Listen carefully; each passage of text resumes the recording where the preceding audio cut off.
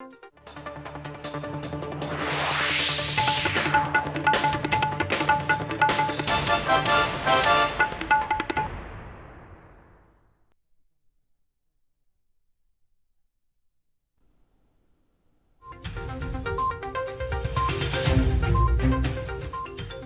स्वागत है आपका न्यूज इंडिया में। मैं हूं आपके साथ उमंग माथुर। आपको बता दें कि पूरा देश इस समय जहां कोरोना की तीसरी लहर की चपेट में है, धीरे धीरे कोरोना का संक्रमण न सिर्फ एक राज्य में बल्कि संपूर्ण देश में फैलता जा रहा है। और ऐसे संक्रमण के बीच किसान महापंचायत कर रहे हैं।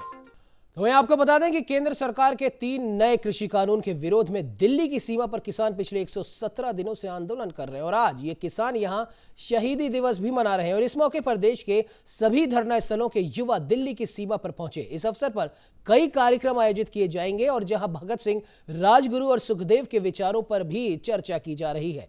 3 दिन पहले हरियाणा के हांसी की ऐतिहासिक लाल सड़क से किसानों की पदयात्रा को शहीद भगत सिंह की भांजी गुरजीत कौर ने झंडी दिखाकर रवाना किया था। हांसी से सैकड़ों किसान, मजदूर, छात्र और अन्य लोग पदयात्रा को समर्थन देते हुए उसमें शामिल हुए। ये सभी लोग दिल्ली की सीमा पर भी पहुंच रहे हैं और इस पदयात्रा में किसान लगातार शामिल हो रहे हैं। आपको बता दें कि किसान संगठनों ने 26 मार्च को भारत बंद का ऐलान किया था। शहीदी दिवस मनाते हुए किसान भारत बंद को सफल बनाने की रणनीति पर भी चर्चा करेंगे। संयुक्त किसान मोर्चा ने 26 मार्च को अपने संपूर्ण भारत बंद के लिए रणनीति बनाने के लिए अलग अलग जन संगठनों और संघों के साथ पिछले हफ्ते मुलाकात भी की थी। और अब सबसे बड़ा सवाल यह उठता है कि बढ़ते कोरोना के खतरे के बीच किसानों को महापंचायत करने की इजाजत आखिरकार किसने दी? जहां एक तरफ सरकार राज्यों में इतने सख्त निर्देश जारी कर रही है, सामूहिक सम्मेलन, विवाह समारोह जैसे कार्यक्रमों के लिए सरकार लगातार गाइडलाइन जारी कर रही है, तो क्या महापंचायत के लिए कोई दिशा निर्देश नहीं या फिर यह महापंचायत कोरोना प्रूफ है?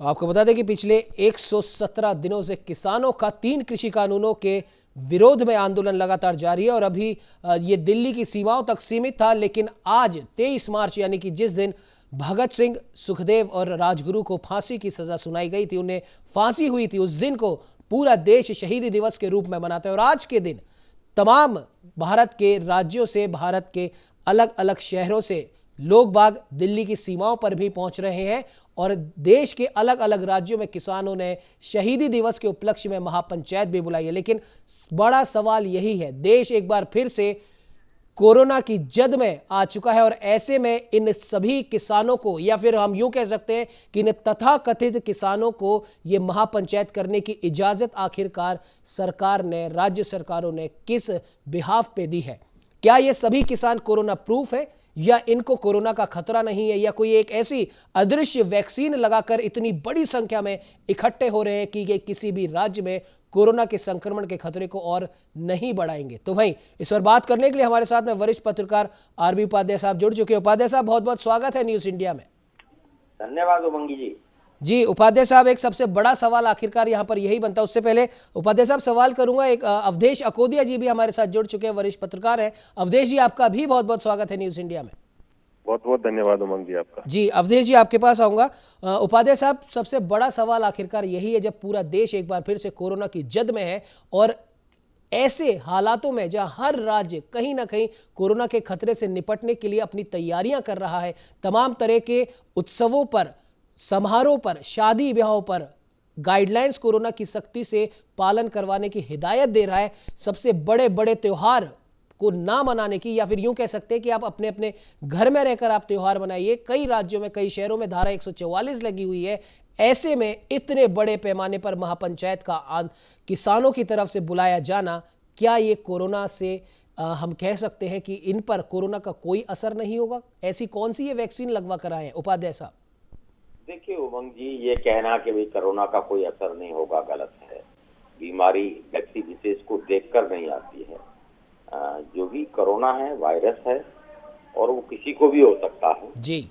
अब रही बात गाइडलाइन की, तो देखिए दिक्कत कहाँ पैदा होती है उमंग जी। एक तरफ हम किसान आंदोलन की बात करते हैं, तो एक तरफ किसान है, किसान आंदोलन है, दूसरी तरफ नेता हैं, पॉलिटिकल पार्टियां हैं और राजनीतिक जो सभाएं हैं, जनसभाएं हैं वो हैं।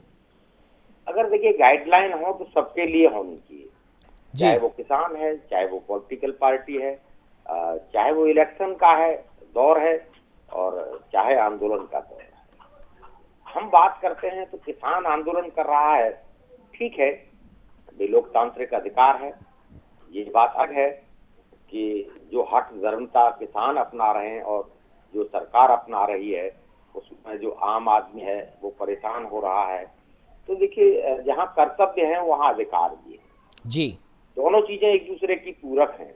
हम अधिकार की बात करते हैं, कर्तव्य भूल जाते हैं। उमंग जी, मैं जयपुर से आ रहा था जी। और आप विश्वास नहीं करेंगे, हाईवे जाम कर रखा है, लोग 10-10 किलोमीटर उल्टे सीधे रास्तों पर। मैं खुद आ रहा था तो मैंने देखा कि भी किस तरीके से लोग परेशान हो रहे हैं, और उसकी चिंता न किसान को है, आंदोलनकारियों को है, न सरकार को है। सरकार भी मुख दर्शक बनकर बैठी है और किसान हैं वो भी अड़े हैं कि भाई नहीं, हम बिल को कैंसिल वापस लो। अच्छा भाई, क्यों वापस लो? उसमें संशोधन कर लो, बदलाव कर लो, जो दिक्कत है उन्हें दूर करवा लो, वो ज्यादा बेटर होता है। तो न लचीला रुख किसान अपना रहा है, न सरकार अपना रही है जी। तो देखिए, इससे आम आदमी परेशान है, आम आदमी आहत है। और अभी हम गाजियाबाद बॉर्डर की बात करें तो मेरी कई लोग हैं जो साथी हैं, जो रहते हैं, पत्रकार बंधु हैं जो रहते हैं, वो बताते हैं कि भी डेली उनको 1-2 घंटे जाम से जूझना पड़ रहा है। तो उसके लिए कौन जिम्मेदार है? शासन जी। जिम्मेदार है या आंदोलन किसान जिम्मेदार है? तो देखिए, इस तरह गहन विचार तो मत होना चाहिए। ठीक है, आपका अधिकार है, आप अपने अधिकार लीजिए, मैं मना नहीं कर रहा हूँ, लोकतांत्रिक अधिकार है धरना प्रदर्शन। लेकिन मैं जिस रास्ते से जाता हूँ वो रास्ता भी तो मेरा अधिकार है ना, तो मेरे अधिकारों का हनन क्यों हो रहा है? जी। ये कोई नहीं सोच रहा है, न सरकार है न किसान, तो ये सोचना होगा। दूसरा, और हम गाइडलाइन की कोरोना की बात करते हैं उमंग जी, तो देखिए दोनों तरफ कहीं ना कहीं घाल-मेल है, मैं ये कहूंगा। अभी देखिए, बंगाल में इलेक्शन चल रहा है, बड़ी बड़ी जनसभाएं हो रही हैं, तो किसान अगर मान लीजिए पंचायत कर रहा है या ये कर रहा है, तो किसान की पंचायत को तो आप रोकना चाह रहे हैं, लेकिन जहां आप रैलियां कर रहे हैं और रैलियों पे कोई बंदिश नहीं लगाना चाहते हैं, तो देखिए, मीठा मीठा भाव, कड़ुआ कड़ुआ खूब, ये सिक्के का एक पहलू हो सकता है। सिक्के का दूसरा पहलू ये है कि देखिए, आपको गाइडलाइन जो भी बने, वो चाहे शादी समारोह है, चाहे सांस्कृतिक कार्यक्रम है या त्योहार है, और इन सब पर लागू हो सकती है, तो किसानों की पंचायत पे भी लागू होनी चाहिए। और जहां इलेक्शन हो रहे हैं, रैलियां हो रही हैं, बड़ी बड़ी जनसंपर्क अभियान हो रहे हैं, उन पर भी लागू होना चाहिए जी। जब एक तरफ लागू होता है, दूसरी तरफ लागू नहीं होता, तो एक विषम स्थिति पैदा होती है।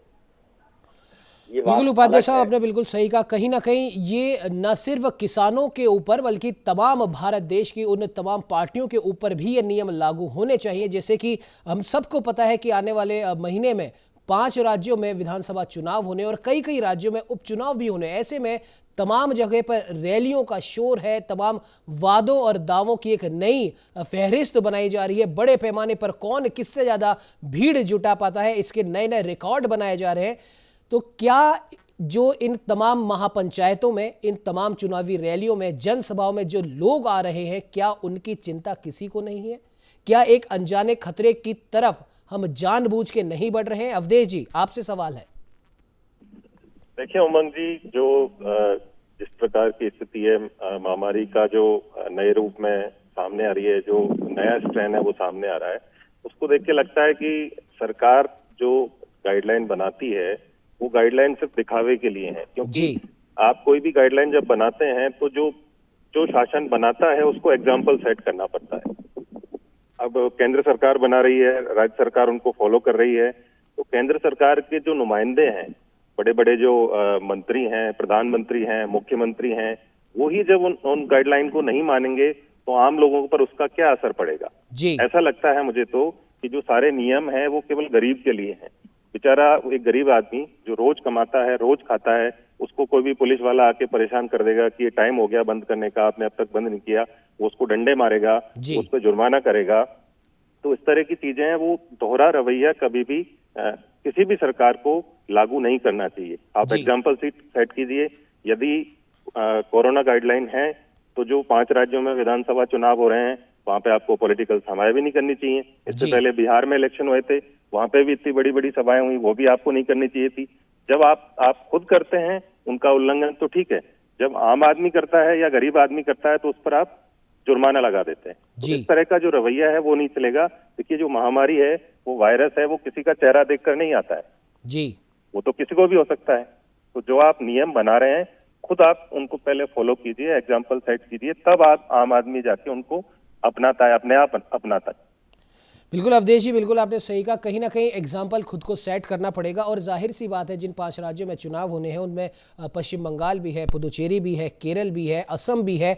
लेकिन सबसे बड़ी बात यहाँ पर देखने वाली है कि अभी अभी उत्तराखंड की अगर हम बात करें तो नए मुख्यमंत्री उत्तराखंड को मिले हैं, मुख्यमंत्री तीरथ सिंह रावत जी। उन्होंने भी कुंभ को लेकर जिस प्रकार के बयान दिए, और उनके दूसरे बयानों की हम बात नहीं करते, लेकिन कुंभ को लेकर उन्होंने बयान दिया था कि कुंभ एक आस्था का पर्व है और इस आस्था में कोरोना नामक तमाम वायरस नष्ट हो जाएंगे, इसलिए यहाँ पर कोरोना की गाइडलाइन की कोई पालना नहीं होगी। सभी लोग श्रद्धालु अलग अलग राज्यों से आ सकते हैं, कोई टेस्ट की बाध्यता उन पर नहीं होगी। लेकिन उसके बाद में आप देखिए क्या होता है, खुद मुख्यमंत्री तीरथ सिंह रावत कोरोना की जद में आ जाते हैं और वो सिर्फ एक ट्वीट कर देते हैं कि मेरे संपर्क में पिछले 10 दिन में जो भी लोग आए हैं वो भी सेल्फ आइसोलेशन में चले जाएं और अपना अपना कोविड का टेस्ट करा लें। लेकिन क्या उन्हें भी मालूम है कि नए मुख्यमंत्री का पदभार संभालने के बाद वो कहां पर किस किस से जाकर मिले हैं, कहां पर उन्होंने हरिद्वार में साधु संतों के ऊपर, जनता के ऊपर फूलों की वर्षा करी है। सबसे बड़ी बात, खुद कोरोना संक्रमित होते हुए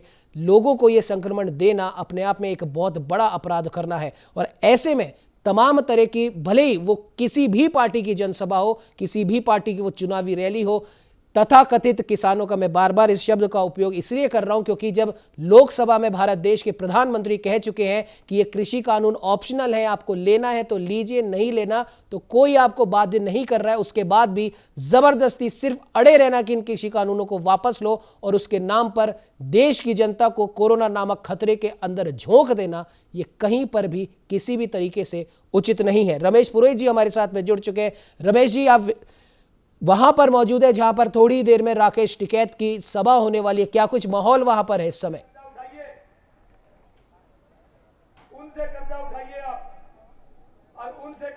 जी उमंग सही कह रहा है कि मैं विद्याधर नगर स्टेडियम में खड़ा हूँ और यहाँ पर अभी थोड़ी देर में जो है ये किसान महापंचायत की जो रैली है वो शुरू होने वाली है। राकेश टिकैत तब से थोड़ी देर बाद में यहाँ पे पहुँचेंगे। इससे पहले की जो तमाम जो यहाँ की जो व्यवस्था है, मैं नरेश पारिक जी से कहूँगा कि वो थोड़ा सा दिखाए कि चारों ओर का किस तरह का यहाँ का माहौल है। अलग अलग जगह से लोग बाग यहाँ पे आ रहे हैं और बड़ी संख्या में जो है किसानों के प्रतिनिधि यहाँ पर जो है इस सभा में शिरकत करने के लिए आ रहा है। मेरे साथ में कई किसान प्रतिनिधि भी खड़े हैं जो बहुत दूर से आए हैं। हम उन्हीं से ही जानना चाह रहे हैं कि आज की जो ये किसान महापंचायत है क्या संदेश देने वाला है। राकेश टिकैत। मैं कुलदीप डेवा, प्रदेश एक राजस्थान युवा जाट मासवा। हम लोग झुंझुनू से आए हैं हजारों की तादाद में। आज राजस्थान की अब तक की सबसे बड़ी महापंचायत का आयोजन हो रहा है और मोदी जी के 3 जो काले कानून हैं कृषि विरोधी, उनके खिलाफ अब ये आंदोलन एक जन आंदोलन बन गया है। पूरी 36 बिरादरी अपनी जाति पाति भूल के सिर्फ एक सुर में किसान बचाओ देश बचाओ। यहाँ पे राकेश टिकैत जी बड़े बड़े पूरे हिंदुस्तान के किसान नेता एकत्रित होंगे और एक मैसेज देंगे कि हमारी आने वाली पुश्तें और आने वाली फसल खतरे में है, उनको बचाया जाए, ये 3 काले कानून खत्म किए जाएं तुरंत प्रभाव से, यही हमारी मांग है। मैं प्रदेश अध्यक्ष राजस्थान युवा जाट महासभा लीगल सेल एडवोकेट गौरव चौधरी। इसमें 2 ही कानून ना जिनकी हम लड़ाई कर रहे हैं। पहला MSP है, मिनिमम सेल प्राइस, न्यूनतम गारंटी, ठीक है, समर्थन मूल्य। दूसरा है एसेंशियल कमोडिटी एक्ट, आवश्यक वस्तु अधिनियम। उसके तहत किसानों को इनका रोजगार है वो छीन लेंगे, इनकी जो महंगाई है वो बढ़ेगी। हर चीज में आज आलू हम 10 रुपए किलो ले रहे हैं, वो 50 रुपए किलो मिलेगा। इन्होंने जिन गोदाम बना रखे हैं, जो बड़े वेयर हाउस बन रखे हैं, उनका विरोध कर रहे हैं हम। आज राकेश टिकैत जी और जो राजाराम जी मेहनत कर रहे हैं, हम उनके साथ हैं, किसान उनके साथ है और मेरा छोटा भाई अजीत कस्वा ये बात करेगा। किसान आंदोलन को आज 100 दिन हो चुके हैं। इसी आंदोलन को अनवरत आगे बढ़ाते हुए आज जयपुर की, राजस्थान की और उत्तर भारत की सबसे बड़ी महापंचायत जयपुर में होने जा रही है, जिसको आज हमारे देश के सबसे बड़े किसान नेता राकेश टिकैत जी आज संबोधित करने के लिए जयपुर की धरा पर पधारे हैं, जिसमें साथ में तमाम संयुक्त किसान मोर्चा के तमाम किसान नेता भी यहाँ मौजूद हैं। और आज की इस रैली के माध्यम से ये किसान कौम को मैसेज जाने वाला है कि आने वाली आंदोलन की रूपरेखा क्या होगी, और इन सरकारों को चेताया जाएगा कि आने वाले समय में अगर आप किसानों के साथ धोखा करेंगे, किसानों की मांगे नहीं मानेंगे, तो आपके साथ बहुत ही बुरा होने वाला है। आपका सत्ता की जो ताबूत हैं वो हिल चुके हैं और अब जनता आपसे परेशान हो चुकी है। देखिए, ये तीनों कृषि काले कानून बिल हैं, इनको वापस लेने के विरोध में आज हजारों की तादाद में यहाँ किसान इकट्ठा हुए हैं। और मोदी ने इस देश को अडानी और अंबानी के हवाले कर दिया है। ये देश किसानों का देश है, कृषि प्रधान देश है। तो आज किसान की हत्या हो रही है, किसान सुसाइड कर रहा है, लेकिन नरेंद्र मोदी की सरकार अंधी और बहरी बन के बैठी हुई है। हम इसको जगाने का काम कर रहे हैं और किसान तब तक संघर्ष करते रहेंगे जब तक ये तीनों कृषि काले कानून वापस नहीं होंगे।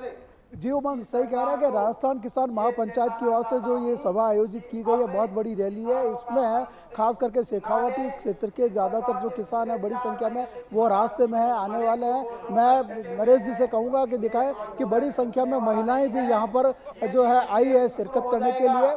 और जो ये लोग बैठे हैं वो अब राकेश टिकैत का इंतजार कर रहे हैं कि वो कब आए और उनकी बात को लोगों तक पहुंचाएं। जहां तक किसानों के कानूनों की बात है, 3 कानूनों को जो लेने की बात कही जा रही है, सरकार की तरफ से जो है स्पष्ट स्टैंड रख लिया गया है कि वो तीनों कानून तो किसी हालत में वापस नहीं लेंगे। हाँ, किसानों की जो समस्या हैं उनको ज़रूर वो एड्रेस करेंगे और उनके अगर सुझाव कोई आते हैं तो उनके पर चर्चा हो सकती है, बातचीत हो सकती है। और जहां तक किसानों के कानूनों की बात को लेकर के हम बात कर रहे हैं, तो किसानों के कानूनों को लेकर के, वापसी की मांग को लेकर के ये लोग यहाँ पर बैठे हैं। बड़ी संख्या में जो महिलाएं हैं अलग अलग जगहों से आई है, वो ये आज राकेश टिकैत से सुनना चाहती है कि वो राजस्थान में क्या संदेश देना चाहते हैं। और जहाँ तक और लोगों की बात है, गर्मी बहुत तेज पड़ रही है और उस भीषण गर्मी में इस तरह की बड़ी सभा का आयोजन इस बात का संकेत है कि किसान अपनी मांगों को, और लगातार 100 दिन से भी ज्यादा का वक्त हो गया है, अभी तक सरकार की तरफ से। बिल्कुल रमेश जी, माफ कीजिएगा, बीच में आपको मैं रोकना चाह रहा हूं। ठीक है, किसानों के तथाकथित नेता राकेश टिकैत की ये बात सुनने आए हैं। वो क्या अपनी बात कहते हैं केंद्र के कृषि कानूनों के विरोध में, और जाहिर सी बात है वो तो पहले भी कह चुके हैं कि जहां जहां पर भी विधानसभा चुनाव होने हैं या उपचुनाव होने हैं या देश में जिस भी चुनाव में बीजेपी खड़ी है, तमाम उन चुनावों में उन्होंने किसानों से और जनता से आह्वान किया है अलग अलग मंच से कि बीजेपी को आप वोट मत दें, बीजेपी के खिलाफ वोट दें। लेकिन सबसे बड़ी बात यह है रमेश जी, किसान आंदोलन से सबको सहानुभूति थी तब तक जब तक ये किसान आंदोलन राजनीति की भेंट न चढ़ गया। और जाहिर सी बात है पिछले 117 दिन से आंदोलन चल रहा है। मैं बार बार उस बात को दोहरा रहा हूं। हमारे साथ में उपाध्याय साहब भी हैं, अवधेश जी भी लगातार बने हुए हैं। उन्होंने भी कहा है कि जब सरकार खुद कह चुकी है कि ये ऑप्शनल है, आपको लेना है तो लीजिए, नहीं लेना है तो कोई आपको बाध्य नहीं कर रहा, उसके बाद भी अपनी जिद पर अड़े रहना, वो भी तब जब देश में कोरोना का संकट एक बार फिर से अपने पैर पसार रहा है। राकेश टिकैत की इस महापंचायत की भी आपने हमें तस्वीरें दिखाई, एक भी सोशल डिस्टेंसिंग का कोई नजारा वहां पर दिखाई नहीं दे रहा। कई लोगों ने मास्क लगा रखे, कई लोगों ने नहीं लगा रखे। तो किस प्रकार से इस महापंचायत में कोरोना की गाइडलाइंस की धज्जियां उड़ाई जा रही है। और सवाल सरकार पर भी खड़ा होता है, जिन जिन राज्यों में ये महापंचायतें हो रही है, भले दिल्ली की सीमा पर हो रही हो या राजस्थान में हो रही हो, उत्तर प्रदेश में हो रही हो, कहीं पर भी हो रही हो, आपने बिना कोरोना की गाइडलाइन के इनको समझाते हुए आपने क्यों नहीं इनको कोरोना की गाइडलाइन की इनको बात बताई और इतने बड़े पैमाने पर भीड़ इकट्ठा होने दी। ये सवाल सरकारों पर भी है, तमाम राज्य की सरकारों पर है, वो भले किसी भी पार्टी की हो। क्या इनके ऊपर कोरोना की गाइडलाइन बिल्कुल असर नहीं करती, और क्या इनके ऊपर कोरोना की गाइडलाइन की पालना ना करने का कोई जुर्माना या दंड इनको मिलेगा? रमेश जी।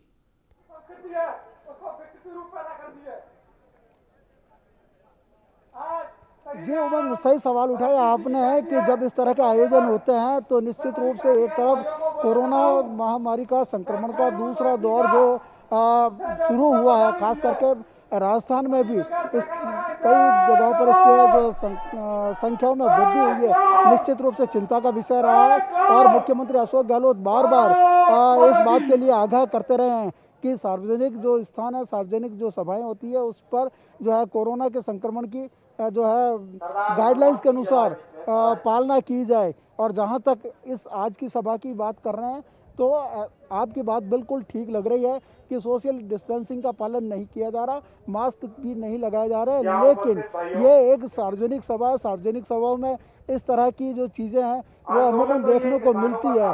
हमारे साथ में जो है वह लोकेश नागर भी जुड़े हुए हैं। लोकेश नागर से भी हम ये सवाल जानना चाहेंगे कि आज की यह सभा किस मायने में कितनी महत्वपूर्ण है।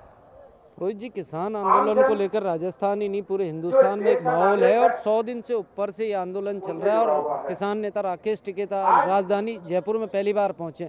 जिस तरह की सभाएं टिकैत की रही राजस्थान में किसान आंदोलन को लेकर, जिस प्रकार का माहौल खड़ा करने का एक प्रयास राजस्थान में था, तो बड़ी सभाएं यहाँ किसान आंदोलन को लेकर यहाँ हुई हैं। और टिकैत का यहाँ आना कहीं ना कहीं एक बड़ा राजनीतिक दबाव होगा, क्योंकि अभी राजस्थान में भी 3 विधानसभा उपचुनाव होने, जाट बाहुल कॉन्स्टिट्यूंसी और जाट वोटों पर कांग्रेस बीजेपी सभी की नजर है। ऐसे में यदि नाराजगी होती है तो ये तीनों विधानसभा ग्रामीण परिवेश से आती हैं और तीनों विधानसभा क्षेत्रों में इस किसान आंदोलन की एक महत्वपूर्ण भूमिका होगी, क्योंकि नाराजगी है किसानों में। तीनों कृषि बिलों को लेकर लगातार अपनी बात को किसान संगठन रख रहे हैं, लेकिन केंद्र सरकार द्वारा इतने दिन गुजर जाने के बाद भी कोई हल नहीं निकाला गया, जिसे लेकर पूरे देश का किसान आंदोलित है। राजस्थान में आप देख सकते हैं पूर्वी राजस्थान से और पश्चिमी राजस्थान तक इस सभा को लेकर तैयारी किसान संगठनों द्वारा की गई थी और बड़ा एक पंडाल यहाँ बनाया गया। आप देखेंगे कि राजस्थान के हर कोने से यहाँ किसान पहुँच रहे हैं, चाहे वो झुंझुनू हो, सीकर हो, शेखावाटी का इलाका हो या पश्चिमी राजस्थान का इलाका हो या पूर्वी राजस्थान का इलाका, हर क्षेत्र से यहाँ किसान पहुँच रहे हैं और अपनी बात को रख रहे हैं। एक ही मांग है, जब तक ये तीनों बिल वापस नहीं होते तब तक ये आंदोलन जारी रहेगा। और जिस प्रकार की तैयारी यहाँ दिख रही है किसान संगठनों की, तो कहीं ना कहीं ये देखने वाली बात होगी कि आने वाले समय में दिल्ली कूच को लेकर टिकैत द्वारा किसान संगठनों द्वारा तैयारी की गई है, तो किस तरह का आज इस मंच से ऐलान होता है, कब दिल्ली कूच की व्यवस्थाएं यहाँ से तैयार की जाती है, ये अब आने वाले समय में पता लगेगा। 2 बजे तक टिकैत का यहाँ सभा में पहुँचने का कार्यक्रम है। जी तो आज की जो सभा है कई मायनों में महत्वपूर्ण है। इसका पॉलिटिकल जो एक एजेंडा है वो भी दिखाई देता है कि वो राजस्थान में 3 विधानसभा के उपचुनाव होने हैं और उस उपचुनाव के पहले इस तरह की जो है सभा का आयोजन होना, कहीं न कहीं इसका राजनीतिक एंगल भी जुड़ता है। हमारे साथ में मुबारक खान भी जुड़े हुए हैं। हम इन्हीं से जानना चाह रहे हैं, चूंकि शेखावाटी क्षेत्र से आता है और इस सभा में शेखावाटी क्षेत्र के बड़ी संख्या में किसान भी मौजूद रह रहे हैं, लिहाजा हम उन्हीं से जानना चाह रहे हैं कि वहाँ की जो लोकल जो राजनीति है या इसका पूरा राजस्थान के संदर्भ में क्या राजनीतिक जो है असर दिखाई देने वाला है। मुबारक। बिल्कुल, मैं बताना चाहूँगा पुरोहित जी, जैसे कि आज शहीद आजम भगत सिंह की शहादत का दिवस है और किसान महापंचायत का आज राजधानी की जयपुर में पहली बार राकेश टिकैत राजधानी की जमीन पर आ रहे हैं और ये एक बड़ा आंदोलन का रूप लेने जा रहा है, क्योंकि देश भर के अंदर पिछले लंबे समय से जब किसान सड़कों पर बैठे थे, पूरे देश भर के अंदर राकेश टिकैत ने रैलियां कर संबोधन कर जहाँ जहाँ चुनाव बंगाल भी ये गए, अब राजस्थान में जहाँ उपचुनाव होने आ रहे हैं उस परिदृश्य में हम बात करें तो राजस्थान की तीनों जो उपचुनाव की जो सीटें हैं उनकी हम बात करें तो वहाँ जाट बाहुल्य जो क्षेत्र हैं उनके अंदर खासा असर इस चीज़ को लेकर देखने को मिलेगा, क्योंकि अगर हम पर्टिकुलरली बात करें एक सुजानगढ़ जो सीट है उपचुनाव को लेकर, उसके अंदर लगभग 40,000 के लगभग जाट वोट है और एक जो सहाड़ा की सीट है वहाँ लगभग 20,000 के लगभग वोटर हैं। तो इस तरीके से जो तमाम जो तीनों सीटें हैं उनके ऊपर जो जाट वोट बैंक है उस पर किसानों से संबंध जो भी जुड़े हुए हैं, किसानी से जुड़े हुए, किसान कामगारों से जो जुड़े हुए हैं, उनके ऊपर खासा असर इसमें देखने को मिलेगा। और आज की जो ये रैली है 2 बजे राकेश टिकैत यहाँ इस सभा स्थल में पहुंचेंगे, इससे यहाँ किसानों को संबोधित करेंगे। और देखिए जिस तरह कैमरामैन हमारे जो सहयोगी उन्होंने दिखाया कि यहाँ सर्व समाज के लोग, हर धर्म हर जाति के लोग, हर पेशे के लोग आज यहाँ पहुंचे हैं, क्योंकि देश भर के अंदर किसान के जो तीनों बिल थे इसके विरोध में भारी रोष है। और उस रोष को देखते हुए जो जितने भी विधानसभा जितने भी राज्यों में चुनाव हुए वहाँ राकेश टिकैत गए, आज राजस्थान की जयपुर राजधानी में जब ये आ रहे हैं तो सारा ऐसा कुछ माहौल देखने को मिलेगा और ये एक बड़ा आंदोलन यहाँ हो चुका है देश भर के अंदर। जी बिल्कुल मुबारक, आपने सहीगा, कहीं ना कहीं कृषि कानूनों के विरोध में यह आंदोलन देश में बहुत बड़ा हो चुका है। फिलहाल बुलेटिन में वक्त हो चला है एक छोटे से ब्रेक का। ब्रेक के बाद रुक करेंगे उपाध्याय साहब आपकी तरफ, अवधेश जी आपकी तरफ, और सबसे पहले जानेंगे शहीदी दिवस के महत्व के बारे में, और ये शहीदी दिवस आखिरकार मनाया क्यों जाता है, और क्या एक बार फिर 26 जनवरी की तरह जब देश को गणतंत्र मिला था, जब देश गणतंत्र दिवस मना रहा था, गणतंत्र दिवस की तरह ही देश का एक और सबसे बड़ा उत्सव शहीदी दिवस जिस चीज के लिए मनाया जाता है, उसी चीज के लिए देश को क्या खतरे में नहीं डाला जा रहा। हमारे साथ में वरिष्ठ पत्रकार और राजनीतिक विश्लेषक आरबी उपाध्याय साहब जुड़े हुए हैं, अवधेश जी वरिष्ठ पत्रकार हमारे साथ जुड़े हुए हैं, हमारे संवाददाता लोकेश नागर, रमेश पुरोहित, मुबारक खान ग्राउंड रिपोर्ट से हमारे साथ में है, जहां पर किसान महापंचायत थोड़ी ही देर में शुरू होने वाली है। 2 बजे विद्याधर नगर स्टेडियम में वहां पर राकेश टिकैत भी पहुंचेंगे, जहां पर केंद्र के तीनों कृषि कानूनों के विरोध में पूरे देश भर में ये शहीदी दिवस के उपलक्ष्य में ये महापंचायतों का आयोजन किया जा रहा है। उपाध्याय साहब आपके पास मैं आना चाहूंगा। सबसे बड़ी बात यह है कि एक तो हमने मनाया था 26 जनवरी हमारा गणतंत्र दिवस, और उस दिन क्या हुआ था उसको दोहराने की जरूरत नहीं है, वो भी किसानों ने या फिर तथाकथित किसानों ने किया था। ये भी एक लंबी बहस का एक मुद्दा है, इस पर भी खूब जितनी देर बात करें उतना कम है। और आज पूरा देश 23 मार्च को शहीदी दिवस के रूप में मनाया जाता है। और शहीदी दिवस क्यों मनाया जाता है? क्योंकि हमारे देश के वीर क्रांतिकारियों ने, शहीद भगत सिंह ने, राजगुरु जी ने, सुखदेव जी ने देश के लिए, देश की आज़ादी के लिए और देश के सुखद भविष्य के लिए हंसते हंसते फांसी को चूमकर अपनी मौत को देश के नाम कर दिया था। लेकिन ये सब कुछ क्यों हुआ था? हमारे देश के लिए, हमारे देश की बेहतरी के लिए। आज कहने को तो किसानों में काफी रोष है, लेकिन रोष किसके लिए है? क्या वो कानूनों के लिए है जिसे सरकार खुद कह चुकी है कि ये ऑप्शनल है, या फिर ये रोष सिर्फ और सिर्फ किसी एक व्यक्ति और एक पार्टी के लिए है जिसे इन कानूनों के नाम पर आड़े हाथों ये किसान या फिर तथाकथित किसान राजनेता लेना चाहते हैं? और इनकी आड़ में विपक्षी दल जो अभी तक मुद्दा विहीन राजनीति कर रहे थे, किसानों के इस आंदोलन के रूप में उन्हें एक बहुत बड़ा मुद्दा मिल गया केंद्र सरकार को घेरने के लिए। या फिर हम अगर उपाध्याय साहब इसे सरकार भी ना कहें, क्योंकि देखा जा रहा है कि किसी एक व्यक्ति और एक पार्टी के पीछे तमाम लोग इतना ज्यादा पड़ गए हैं कि देश के बाकी मुद्दों की तरफ शायद उनका ध्यान नहीं जा रहा है, या फिर वो उन पर ध्यान देना ही नहीं चाहते। इन सब का सिर्फ एक ही मकसद रह गया है कि किसी भी तरीके से बीजेपी को या फिर नरेंद्र मोदी जी को उनकी सत्ता से हटाया जाए। क्या सिर्फ यही एक मकसद लेकर चल रहे हैं? क्योंकि दिख ऐसा ही रहा है, क्योंकि शहीद दिवस पर इस तरह की महापंचायत करना कहीं ना कहीं उस शहीद दिवस का अपमान है जो देश की बेहतरी के लिए, जिन हमारे 3 क्रांतिकारियों ने अपने प्राण न्यौछावर करे थे। उपाध्याय साहब देखिए उमंग जी, राकेश टिकैत की राजनीतिक महत्वाकांक्षा किसी से छुपी नहीं जी। दर्शक भी इस बात को जानते हैं और बुद्धिजीवी वर्ग समझता है, और इसीलिए आप देखेंगे कि जाट समुदाय में भी उनकी एक्सेप्टेंस नहीं है। वो इलेक्शन लड़े, उसका रिजल्ट क्या रहा जी, वो सबने देखा है। अगर वो इतने बड़े नेता थे और एक समुदाय विशेष उन्हें अपना नेता मानता, तो हारना कोई मतलब ही नहीं था। तो उनकी राजनीतिक अपनी महत्वाकांक्षाएं हैं, और उसी का परिणाम है कि वो जगह जगह जा रहे हैं और कह रहे हैं कि बीजेपी को वोट नहीं करना है।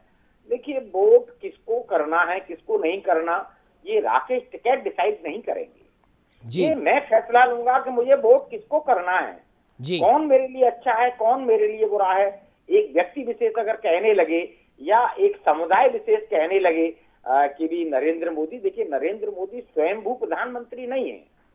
दर्शक भी इस बात को भली भांति जानते हैं, उनको भी जनता ने चुना है जी। वो जनप्रतिनिधि हैं, और जनता का जो जनादेश है उसका अपमान होगा ये कहना कि भाई उसको आप वोट न करें, या वो खराब है या वो सही है।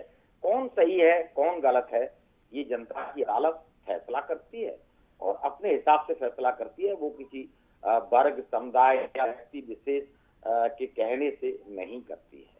और देखिए उमंग जी, इस बात को समझना होगा कि आप इतने दिन से किसानों की राजनीति कर रहे हैं, और मैं तो ये देखता हूं कि एक सूत्री कार्यक्रम होता है, गन्ना मुद्दा होता है सिर्फ इनका। गन्ने का भुगतान नहीं हुआ, गन्ने का रेट नहीं बढ़ा, चाहे आलू सड़ जाए, टमाटर सड़ जाए, उससे कोई लेना देना नहीं, और सरकारों पर प्रेशर बनाते हैं और गन्ना का ज्यादा से ज्यादा रेट बढ़े, ज्यादा से ज्यादा भुगतान हो। क्यों? जहां ये रहते हैं वहां ज्यादातर गन्ने की फसल होती है, और इसीलिए ये जो एक राजनीतिक मुद्दा बनाए रहते हैं। गन्ना हमेशा आप देखेंगे उमंग जी, कोई भी किसान आंदोलन अगर टिकैत यूनियन कर रही है तो उसमें गन्ना मुद्दा होगा, दूसरे मुद्दे सेकेंडरी होंगे, पहला मुद्दा उनका गन्ना रहता है जी। अब आते हैं, देखिए आप अगर किसानों की नेतागिरी दिनों से कर रहे हैं तो किसान क्यों कर्जदार है? क्या किसान का भला हुआ आपके नेतृत्व में? आप इतने आंदोलन चला रहे हैं किसान के, आप कहते हैं हम भी हितैषी हैं, तो फिर किसान आत्महत्या क्यों कर रहा था जी? किसान कर्ज में क्यों डूबा हुआ था जी? अगर आप किसान का भला इतने दिनों से कर रहे हैं फिर भी भला नहीं हो रहा, छोड़ देना चाहिए राजनीति जी। मैं तो ये कहूंगा। क्या कारण था किसान आत्महत्या कर रहा है, कर्ज में डूबा है, और आज भी उसकी जो दुर्दशा है उसके लिए क्या राजनेता जिम्मेदार नहीं है? क्या जो किसान नेता है वो जिम्मेदार नहीं है? आप अपनी दुकान चला रहे हैं, आप अपनी राजनीति महत्वाकांक्षा है उसको पूरा करना चाहते हैं, आप चाहते हैं कि मैं भी जनता मुझे जबरदस्ती चुन दे, तो जनता जबरदस्ती नहीं चुनती है, वो जानती है कि आप क्या हैं, आप क्या कर रहे हैं, उन सब चीजों को समझती है। और आप अपने इलाके में जाके कोई भी रिपोर्टर सरकार है वो जाते हैं, देखते हैं लोग क्या कहते हैं आपके बारे में, आपके आसपास के लोग ही कहते हैं। तो अति महत्वाकांक्षी होना कोई बुरी बात नहीं है, लेकिन उसके साथ साथ आप शहीदी दिवस समारोह कर रहे हैं, तो देखिए शहीद वो देश के लिए हुए और देश इस समय कोरोना संकट से गुजर रहा है, तो जहां अधिकार है वहां कर्तव्य भी है। आपका कर्तव्य बनता है कि लोगों में जागरूकता फैलाएं कि भाई नहीं, कोरोना है, महामारी है, वायरस है, इससे बच के रहना है, तो एक अच्छा मैसेज जाएगा। कहते हैं ना राजनीति में एक पॉजिटिव होता है, एक नेगेटिव होता है, तो नेगेटिव राजनीति बहुत ज्यादा दिन तक नहीं चलती है जब तक उसमें पॉजिटिविटी ना हो। और कृषि में रिफॉर्म की जरूरत है। अगर किसान कर्जदार है, आत्महत्या कर रहा है, तो उसकी समस्याओं का निराकरण होगा कैसे? यानी सरकारें कानून नहीं बनाएंगी, सरकारें रिफॉर्म नहीं करेंगी, तो कौन करेगा? क्या माननीय टिकैत जी करेंगे? इतने दिन से टिकैत जी क्या कर रहे थे? किसानों का भला क्यों नहीं कर पाए? कभी आत्मचिंतन किया है? मेरे ख्याल से वो आत्मचिंतन नहीं करते। अगर आत्मचिंतन किया होता तो वो कहते कि भी ठीक है, आप कानून बनाइए। देखिए संसद का अधिकार है, संसद कानून बनाएगी, संसद होती किस लिए है जी? अगर उसमें कोई ये कहने लगे कि ये कानून नहीं बनेगा, ये नहीं बनेगा, तो सरकार आपके हिसाब से नहीं चलेगी। सरकार को जनता ने चुना है, वो जनता के लिए करेगी और मौस जो लोग हैं उनके लिए करेगी। मैं अपनी बात पाता हूं, देखिए पूंजी निवेश नहीं होगा। उमंग जी हमारे दर्शक भी समझ लें, आज तक कृषि में पूंजी निवेश नहीं हुआ है, और पूंजी निवेश नहीं हुआ तो उन्नत टेक्नोलॉजी नहीं आ पाई है, रिसर्च नहीं हुई है, फूड प्रोसेसिंग यूनिट नहीं लगे हैं। आलू ज्यादा होता है, फेंक दिया जाता है, सड़ जाता है। अगर फूड प्रोसेसिंग यूनिट लगी होंगी तो हम आलू के बाई प्रोडक्ट बना सकते हैं। टमाटर जिसको हम फेंक देते हैं उसके बाई प्रोडक्ट बना सकते हैं, और जब टमाटर की फसल नहीं होती तब वो मार्केट में बिक सकती है। तो बहुत बड़ा नुकसान जो कृषि के क्षेत्र में किसानों का होता है उसे रोका जा सकता है जी। और जब तक पूंजी निवेश नहीं होगा, तो मेरे पास 5 बीघा जमीन है तो मैं फूड प्रोसेसिंग यूनिट नहीं लगा लूंगा। मैं टमाटर का टोमेटो केचप या टोमेटो पूरी नहीं बना पाऊंगा, मैं फेंक दूंगा अपने टमाटर को। तो उसके लिए कौन जिम्मेदार है? कोई तो जिम्मेदारी ले। न किसान नेता जिम्मेदारी लेते हैं, न सरकारें जिम्मेदारी लेती हैं, और सरकारें डरती हैं। सरकारें ये डरती है कि मधुमक्खी का छत्ता है, अगर इस पर हम कोई रिफॉर्म करेंगे, कोई कानून बनाएंगे तो हमारे लिए मुसीबतें खड़ी हो जाएंगी। इसलिए कृषि में रिफॉर्म नहीं हुए, नए प्रयोग नहीं हुए। ये बात अलग है, कोई कानून होता है, सिक्के के 2 पहलू होते हैं, उसमें कुछ अच्छाइयां होती हैं तो कुछ बुराइयां भी होती हैं। बजाय कानून वापसी के अगर उनमें संशोधन करवा लिया जाए, मान लीजिए जैसे एमएसपी पे मैं आता हूं, एमएसपी थी, एमएसपी है, एमएसपी रहेगी। एमएसपी न मिल रही थी, न मिल रही है, और आगे मिलेगी या नहीं मिलेगी ये भगवान जानता है जी। क्यों 6-7% एमएसपी पर खरीद होती है। और एक बिल्कुल ज्वलंत उदाहरण है कि धान का जो एमएसपी 1800 कुछ है और धान 1000 रुपए क्विंटल में बिक रहा है मार्केट में, तो कहाँ मिल रहा है एमएसपी? तो एमएसपी कुछ ऐसी जो बुनियादी जरूरतें किसान की हैं वो रखनी चाहिए किसान नेताओं को, किसान की भलाई के लिए। तो वो एक अच्छा मैसेज जाएगा जी कि आप अपनी राजनीतिक महत्वाकांक्षा के लिए नहीं लड़ रहे हैं, आप किसान की लड़ाई लड़ रहे हैं, सच्चाई से लड़ाई लड़ रहे हैं, ईमानदारी से लड़ाई लड़ रहे हैं, अपने व्यक्तिगत स्वार्थ से ऊपर उठकर। आप क्या कर रहे हैं? आप जयपुर रैली करिए, आप बंगाल में जाइए रैली करिए, वहां इलेक्शन लड़िए। जी। तो ये कहूंगा इलेक्शन लड़े, वो वहां पर पता लग जाएगा भाई कितने लोग लाइक करते हैं, कितने बड़े नेता हैं। आपको इतना एक लंबा अरसा हो गया, जनता ने कभी एमएलए नहीं चुना आपको, जनता ने कभी वोट नहीं किया आपको, यानी जनता इस बात को अच्छी तरह समझती है कि भी आप कितने कैपेबल हैं, आपकी कैपेबिलिटी क्या है। तो देखिए, आप किसान के ऊपर राजनीति करें, मैं नहीं समझता हूं कि वो जायज है। अगर राजनीति करनी है तो बिल्कुल जो जनता के सरोकार हैं उनके ऊपर राजनीति करिए, उनकी भलाई के लिए काम करिए, जनता की सेवा करिए। ये कोई सेवा नहीं है कि नहीं मान भाई मैंने कह दिया है तो वापस आओ देखिए, वो काले कानून है। अरे भाई काले हैं तो कैसे सफेद पेंट कर दिया जाए उन पर, कोई तरीका बता दीजिए आप। तो ये कह देने से नहीं है, लोगों बिल्कुल मेरे कह देने से नहीं होगा। जी, कृषि में मैं कहता हूं, मैं तो हर चैनल पर इस बात को रखता हूं कि भाई रिफॉर्म की जरूरत है, पूंजी निवेश की जरूरत है और रिसर्च की जरूरत है, जिससे कि आलू फेंकना ना पड़े और गन्ना भी जलाना ना पड़े। ऐसा कोई सिस्टम डेवलप हो जाए और जो किसान है उसकी उपज का उसे सही मूल्य मिल जाए। तो उसको कटोरा जो हाथ में दे देते हैं, 1000 रुपए दे देंगे, बिजली का बिल माफ करवा लेंगे। अरे भाई पूरा बिजली का बिल लीजिए और सारा जो भी टैक्सेज है वो आप लीजिए।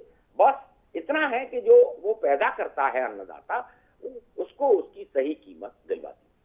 आप देखेंगे कि प्याज है भी किसान का 1 रुपए किलो बिक रहा है और जो उपभोक्ता है वो उसको 15 रुपए किलो मिल रहा है।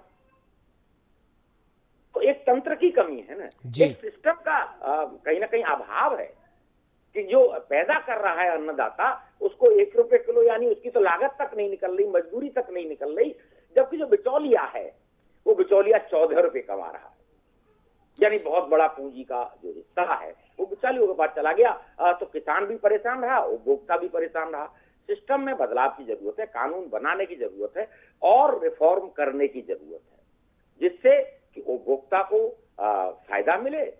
मान लीजिए प्याज 1 रुपए किलो है तो भाई ठीक है, 1 रुपए किलो प्रॉफिट 2 रुपए किलो मिल जाए, बिल्कुल वो 15 रुपए किलो। जो प्रॉफिट का रेशो है वो इतना ज्यादा है, तो वो सिस्टम की कमी है कि आज तक किसी भी सरकार, यानी कि उपाध्याय जी, यानी कि साफ बात है कि यहाँ पर बदलाव सिस्टम में होना चाहिए। और अगर किसी जो 3 नए कृषि कानून ये लेकर आए हैं, अगर इनमें भी आपको कुछ बदलाव करवाना हो तो सरकार की तरफ से भी साफ तौर पर आपको ऑफर दिया जा चुका है, पर आइए बताइए कहां बदलाव करना है। लेकिन नहीं, हमें तो सिर्फ आंदोलन करना है और किसी भी हालत में इन 3 कृषि कानूनों को आप वापस ले लीजिए, हमें मतलब नहीं। और यहां पर भी न सिर्फ राजधानी जयपुर में बल्कि देश के जिन जिन हिस्सों में किसान आंदोलन हो रहे हैं, मैं दावे के साथ कह सकता हूं कि 85% या 90% लोगों को तो पता भी नहीं होगा कि इन कानूनों में क्या लिखा है। खैर अवधेश जी, आपके पास मैं आना चाहूंगा, एक छोटे से आंकड़े के साथ मैं आपके पास आऊंगा, आपका सवाल करूंगा।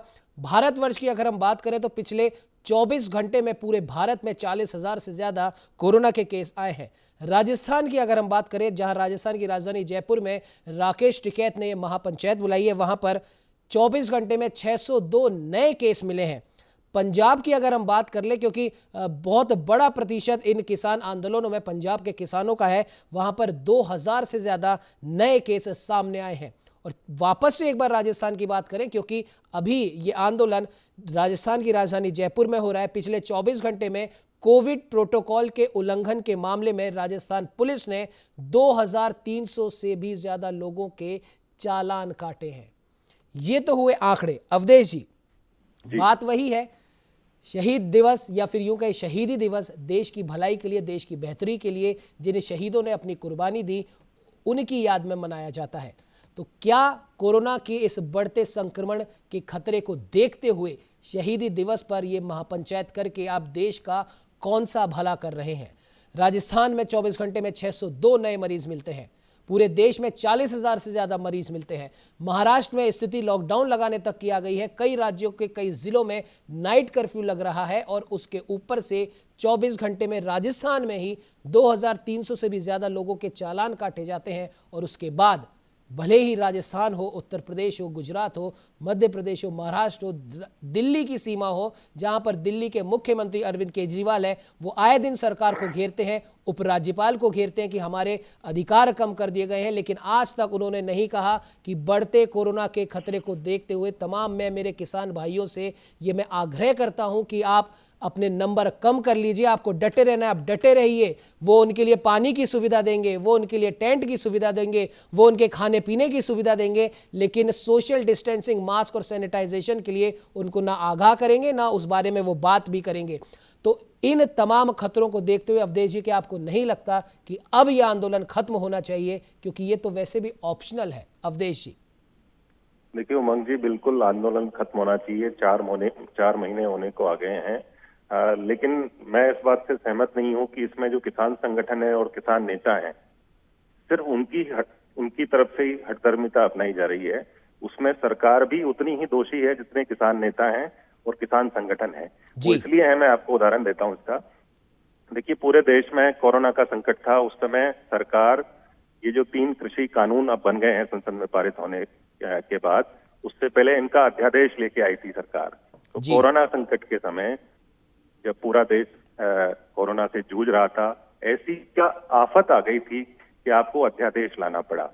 दूसरी बात, आप अध्यादेश ले आए, आपने किन किन किसान संगठनों से इसके बारे में चर्चा की? क्योंकि कोई भी कानून बनाता कौन है? अधिकारी बनाते हैं। अधिकारियों को क्या वाकई में उतनी ग्राउंड की नॉलेज है कृषि की जितनी किसान संगठनों को है या किसानों को है? तो कितने किसानों से ये कानून बनाने से पहले आपने चर्चा की? नहीं की। क्योंकि जो राष्ट्रीय स्वयंसेवक संघ से जुड़ा हुआ किसान संगठन है, वो भी इस बात से इनकार कर चुका है कि हमसे भी इस बारे में कोई सलाह मशवरा नहीं किया गया। अब देखिए, इसमें किसानों की मांग बिल्कुल शुरू से ये है कि ये तीनों जो कानून है वो काले हैं, इनको आप वापस लीजिए। लेकिन सारे नेता, इवन जो गवर्नर हैं सत्यपाल मलिक, वो एक बहुत मार्के की बात उन्होंने कही कि आप केवल ये जो एमएसपी है इसकी लीगल गारंटी का कानून बना दीजिए, सारे के सारे किसान वापस चले जाएंगे। ये बात नरेश टिकैत भी कह चुके हैं, ये बात जो किसान नेता हैं चढ़ूनी वो भी कह चुके हैं। तो सरकार को एमएसपी को लीगल गारंटी देने में क्या दिक्कत है? जी तो आप तो चाहते हो ना किसानों का भला हो, किसानों की आय बढ़े, तो ये तो सबसे आसान तरीका है कि आप एक लीगल गारंटी दे दीजिए कि कोई भी व्यापारी, चाहे वो मंडी में खरीदे या मंडी के बाहर खरीदे, वो एमएसपी से कम पे नहीं खरीदेगा। यदि खरीदेगा तो अपराध होगा। जी, किसानों की मुख्य मांग यही है। आप इसको मान लीजिए, किसान कल ही उठ के चले जाएंगे। जी, अब इसको सरकार नहीं मान रही है, इसका मतलब उसकी मंशा में कोई ना कोई दूसरी प्लानिंग है। जी, देखिए मैं बताता हूँ प्लानिंग क्या है। जो एमएसपी पर खरीद की जाती है वो बाजार भाव से ज्यादा होती है। जी, तो सरकार जो डिफरेंस है वो सरकार को वहन करना पड़ता है। इस पे करीब 3.5 से 4 लाख करोड़ रुपए सालाना खर्चा होता है। सरकार इस बोझ को हल्का करना चाहती है। सरकार जो किसान है उनको पूरी तरह से बाजार के हवाले कर देना चाहती है। जी, कि जो व्यापारी हैं और किसान हैं आपस में अपनी फसल का रेट मिलकर तय करें और वो व्यापारी खरीदें, किसान बेचें। सरकार का इसमें कोई दखल नहीं हो। अब देखिए, जो व्यापारी है वो क्या किसानों को इतना दाम दे देगा कि उसकी आय बढ़ जाएगी? ये मेरी समझ में नहीं आता। व्यापारी का एक ही काम होता है मुनाफा कमाना। तो उसके भरोसे आप छोड़ोगे तो किसानों की स्थिति और ज्यादा खराब होने वाली है। जी, तो ये बातें हैं, तो दोनों तरफ से गलतियां हो रही हैं। तो कोई बीच का रास्ता कोई निकलता है तब ये समाधान इससे निकलेगा। जी, बिल्कुल अवधेश जी, लेकिन जाहिर सी बात यहाँ पर एक ये भी तो निकल कर आ रही है कि ठीक है, जो एमएसपी वाली आपने बात कही वो कहीं ना कहीं वो वाजिब भी है, एमएसपी पर लिखित गारंटी दे दें या फिर उस पर कानून बना दें, लेकिन उसके अलावा और भी तो कई सारी चीज़ें हैं जिसमें मैं बार बार इस चीज़ को दोहरा रहा हूँ कि ठीक है, आपको नहीं पसंद है तो आप मत मानिए ना इन कृषि कानूनों को। आपको कौन बाध्य कर रहा है?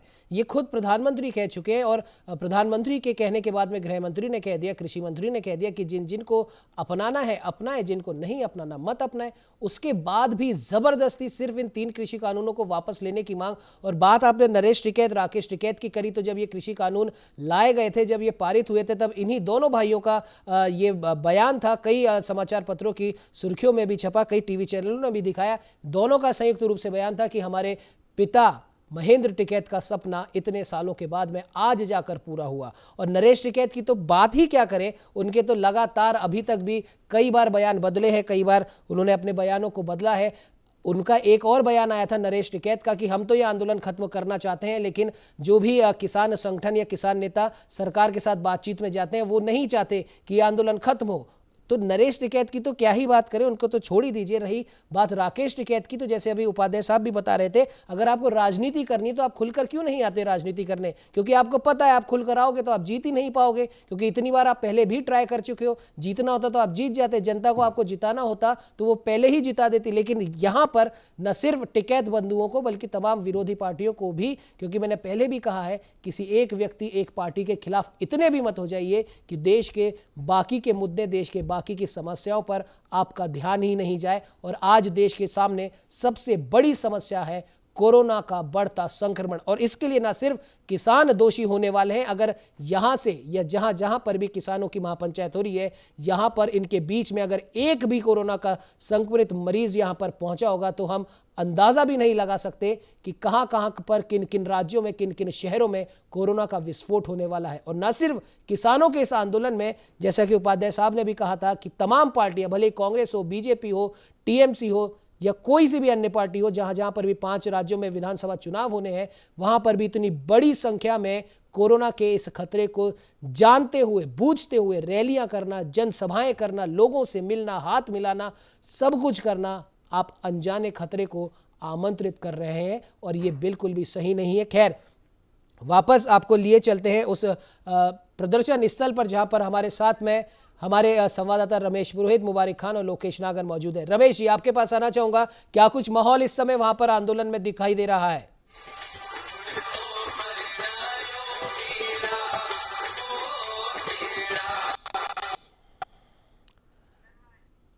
चलिए, अभी लगता है राकेश टिकैत, इन किसानों के इन तथाकथित नेता का वहां पर आना अभी बाकी है। जैसा कि बता रहे थे हमारे संवाददाता कि 2 बजे के लगभग वो वहां पर पहुंचेंगे। और अब देखने वाली बात होगी कि किसानों का ये आंदोलन, किसानों की ये महापंचायत कहां पर जाकर रुकती है और किसानों की ये मांगे कहां पर जाकर रुकती है। लेकिन तमाम पार्टियों से हमारा एक ही निवेदन है, ना सिर्फ तमाम पार्टियों से बल्कि इन किसान नेताओं से भी निवेदन है कि अपनी जिद में इतना भी मत आ जाइए कि आप देश का हित भूल जाएं और देश को, देश की जनता को एक अनजाने खतरे के आगे बिल्कुल मत झोंकिए। इस चर्चा में फिलहाल इतना ही। हमारे साथ में जुड़ने के लिए हमारे तमाम मेहमानों, आरवी उपाध्याय साहब, अवधेश जी, हमारे तीनों हमारे संवाददाता रमेश पुरोहित, लोकेश नागर, मुबारक खान, आप सबका बहुत बहुत धन्यवाद।